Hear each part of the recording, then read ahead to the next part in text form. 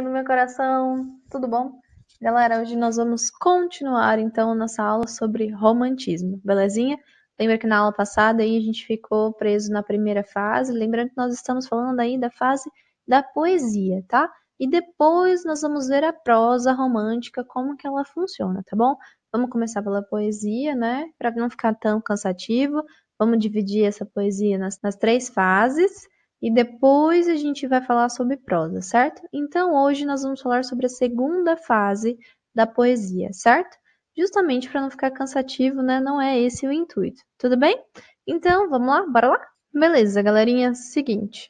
Na semana passada a gente falou aí sobre a primeira geração, né? Chamada de nacionalista, né? Ou indianista, né? E a gente viu aí algumas características, né, dessa primeira geração.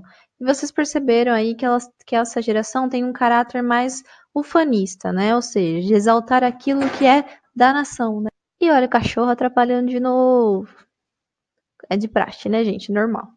Então, voltando. Então, naquela primeira geração, né, a gente tinha, então, uma geração que estava preocupada com o caráter ufanista, né, o caráter nacional, ou seja, de elevar o que é nosso, né, o que é brasileiro, o que significa a nossa pátria, né, qual que é o herói que representa a nossa pátria, né, como o próprio nome aí da primeira geração diz, né, que é o próprio índio, certo? E agora a gente vai para a segunda geração, que é uma geração um pouco mais diferente, né?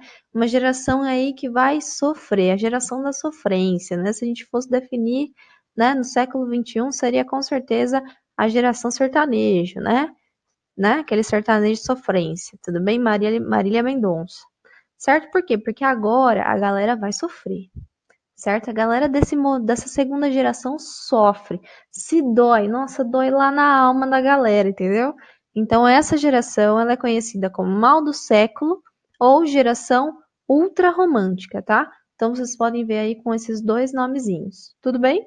E quais são as características, né? Quais são as temáticas que são desenvolvidas nessa geração, certo?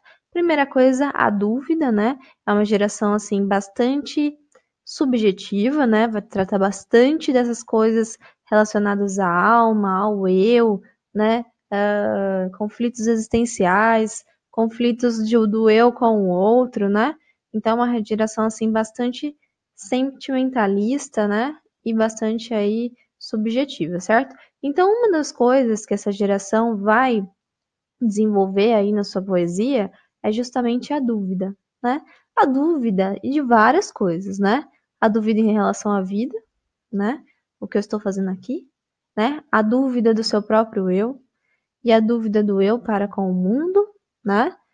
A dúvida da morte, né? Esse medo da morte que vocês vão ver também que é outro elemento aí que vai aparecer aqui, né? A dúvida da vida mesmo, né, gente? A gente é movido por muitas dúvidas e essa geração vai trabalhar muito isso, tá? Outra coisa, o tédio. O tédio vai ser muito trabalhado, né? E o tédio que leva ao ócio, né? Então, aquele momento que a gente não sabe muito bem o que fazer e nós ficamos perdidos, né? Esse momento que nós estamos em tédio é o momento que a gente consegue transformar nossa cabeça num constante desenvolvimento de ideias desequilibradas, né? Então, eles vão trabalhar aí bastante esse momento de tédio, né? Que é um momento que geralmente nos leva à reflexão e, em alguns casos, a uma reflexão aí não muito boa, né? Não muito positiva, certo? Depois, a morte, né? Essa inconstante que é a morte, nós não sabemos aí depois o que acontece conosco, né? Temos aí diversas teorias, tantas as teorias, né, relacionadas à religião, à Bíblia, né, que a gente segue, outras teorias que não são relacionadas à religião, mas nós de fato não sabemos, né? O que virá? O que é a morte, né? O que virá pós-morte? Será que existe um pós-morte? Então fica aí um dos questionamentos que essa galera vai fazer, né? O que será o meu pós-morte, né? Então, existe essa incerteza, esse medo, né? Esses anseios desse eu, né, que tem em relação à morte, certo? Depois, a infância, né, que a infância vai ser esse lugar de evasão, né, ou seja, de fuga da realidade, né? Porque a infância é aquele momento que a gente vive, que a gente não consegue voltar mais, né? A gente não consegue voltar e geralmente nós temos aí lembranças muito boas da infância. Então esse poeta busca, né, por meio do seu texto, voltar à sua infância como forma de evasão mesmo, né? Como forma de fuga daquele momento que ele vive, certo? E, consequentemente, né, depois de todas essas temáticas, a gente tem a temática do sofrimento, né? E a galera vai sentir aqui, gente. O sofrimento da galera aqui vai ser explanadíssimo, certo? Então, é o momento aí da geração romântica que a gente vai mais ter, né,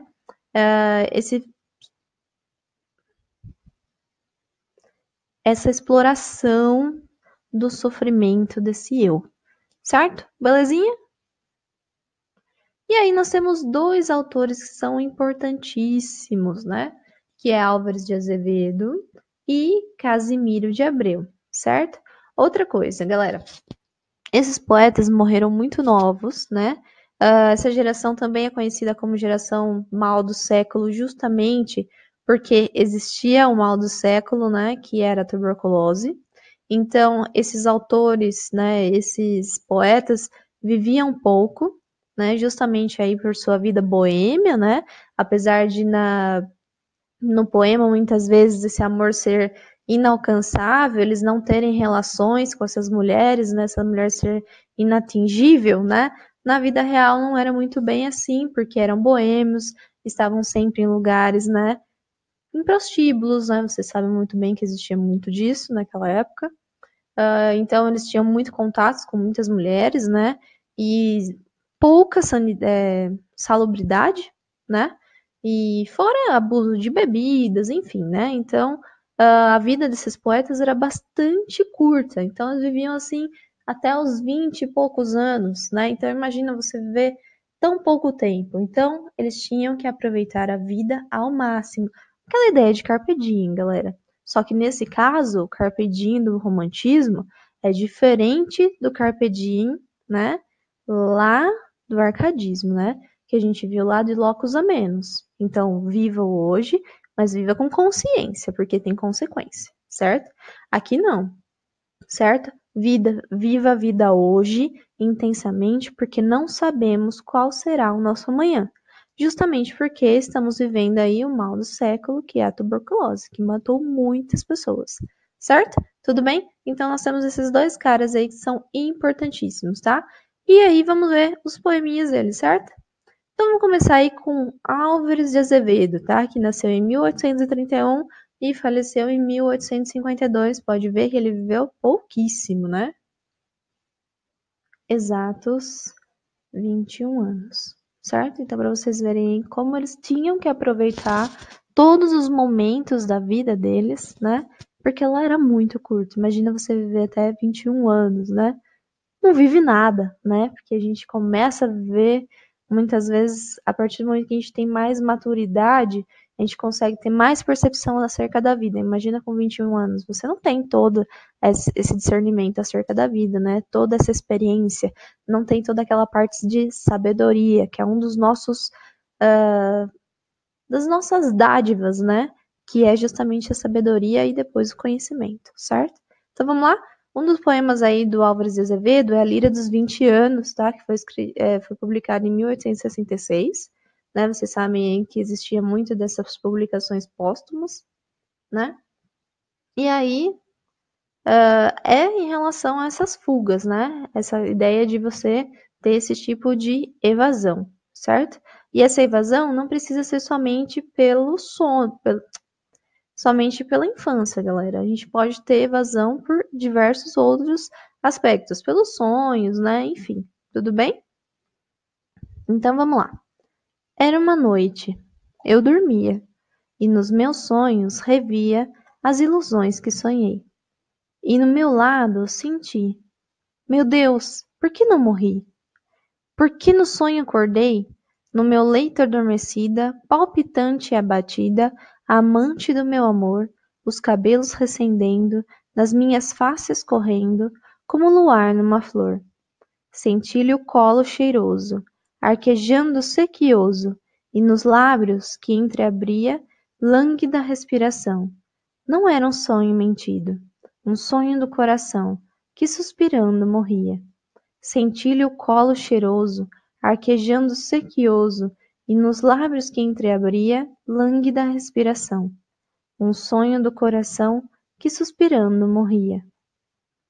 Não era um sonho mentido, meu coração iludido o sentiu e não sonhou, e sentiu que perdia numa dor que não sabia, nem ao menos a beijou, soluçou o peito ardente, sentiu que a alma demente lhe desmaiava a tremer, embriagou-se no alheio, no sono daquele seio, pensou que ele ia morrer.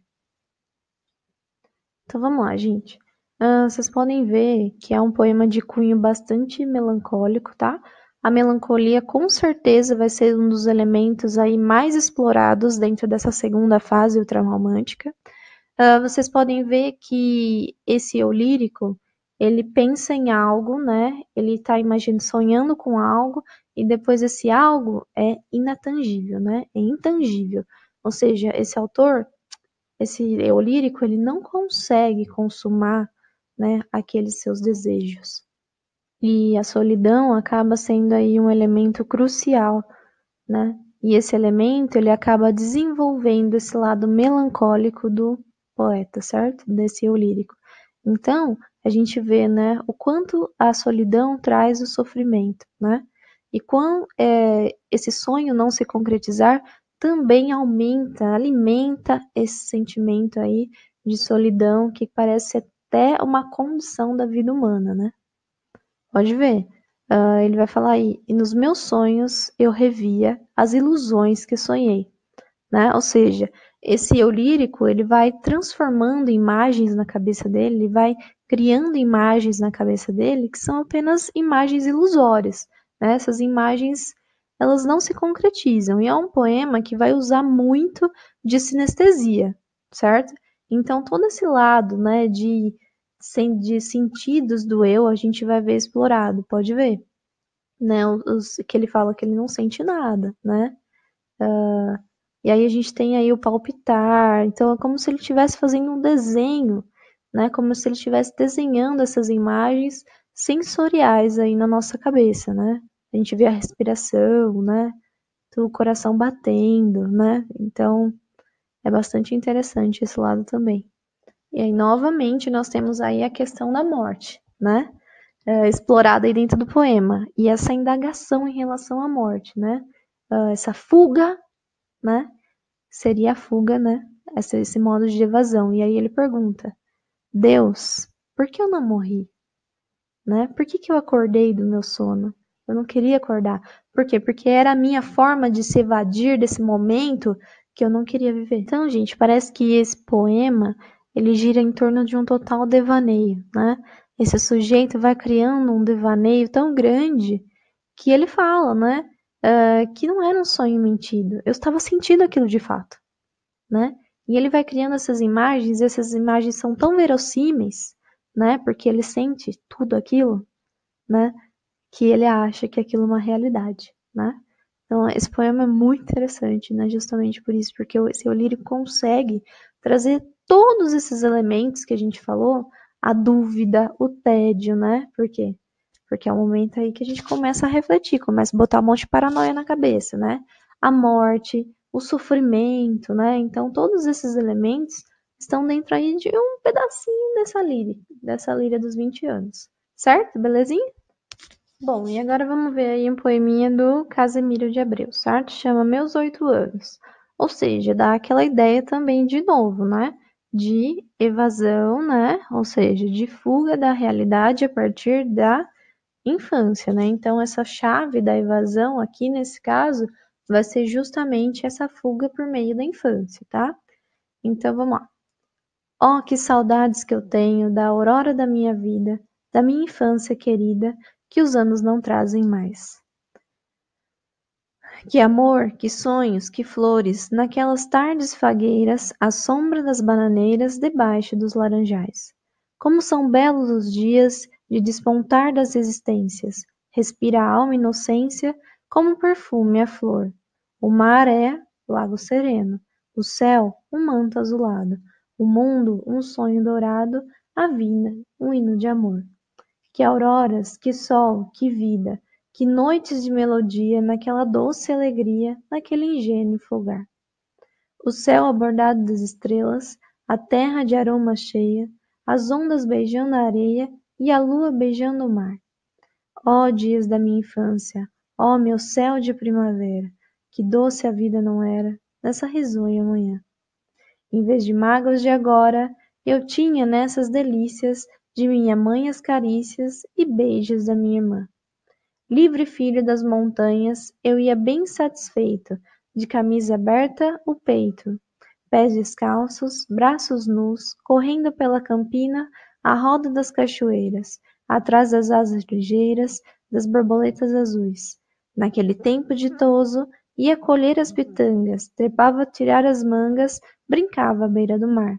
Rezava as ave-marias, achava o céu sempre lindo, adormecia sorrindo e despertava a cantar.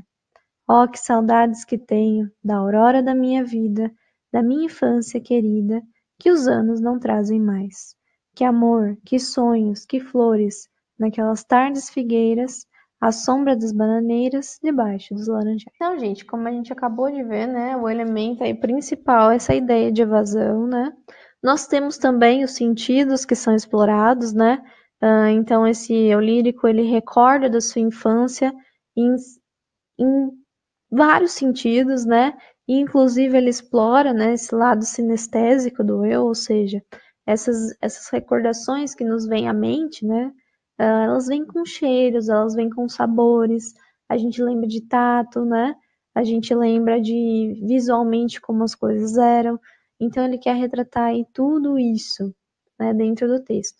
A gente tem essa ideia de melancolia, né? Porque ele sente essa saudade, e a partir dessa saudade começa aí uma invasão nesse eu, né? E esse eu começa a ser aí tocado por inúmeros sentimentos, né? Principalmente os sentimentos em relação a essa existência que ele está vivendo agora, né? Ou seja, os embates que ele tem com ele mesmo. Por quê? Porque a partir do momento que ele busca fugir desse momento que ele vive agora, né? Ou seja, porque ele está em um constante conflito, né? Então, o que ele sente saudade é justamente da época da infância, que ele não tinha tantos conflitos como ele tem agora, tá? Então, falar sobre isso é fugir, né, dos problemas que ele tem hoje, certo? Mas aí, galera, então beleza. Então, terminamos aí a segunda geração romântica poesia, certo? Para que não fique cansativo, para que vocês passem com isso de boa, belezinha, sabendo as características aí, né, dessa segunda geração e conseguindo analisar os elementos aí que são bastante recorrentes dentro desses poemas, certinho? Tudo belezinha então? Beijinhos no coração e até o próximo vídeo.